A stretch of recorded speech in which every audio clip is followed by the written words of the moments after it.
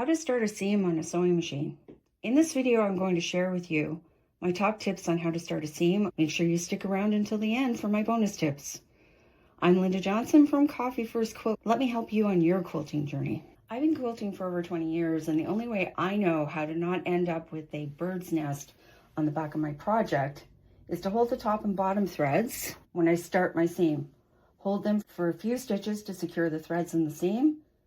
I've seen lots of videos where people don't do this, but they also don't show you the back of the project. So let me demonstrate. I'm doing this diagonal seam. I'm going to put my foot down. I'm going to hold my threads, and let's have a look. As you can see, the start of my seam is perfect. Another thing, you can use a leader prior to starting off your seam. When you're doing diagonal seams, a leader can be very helpful. So I'm just going to grab this square that I cut, holding my threads. I am now sewing on what's called a leader. I'm not going to sew off of that leader. I am going to snug my project up right next to that leader. I'm going to sew off of the leader onto my project. And there we're going to sew our diagonal, and you can see the thread running between the two pieces, and I would just snip off that thread and I would be good to go. If you like this video, make sure you subscribe for weekly videos on all things quilting.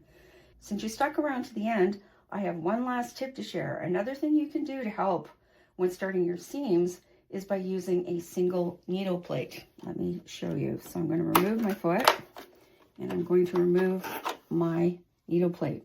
As you can see, there is a small circle in the center here, as opposed to what you usually find in a universal plate is a long, narrow space there, which allows you to do a zigzag stitch, for instance. This allows you one space for the needle to go down, and it really makes it easier. Using a single needle plate will make the possibility of having your fabric pulled under your needle plate a thing of the past. I hope that helped. Thanks for watching, and I'll see you soon. Bye now.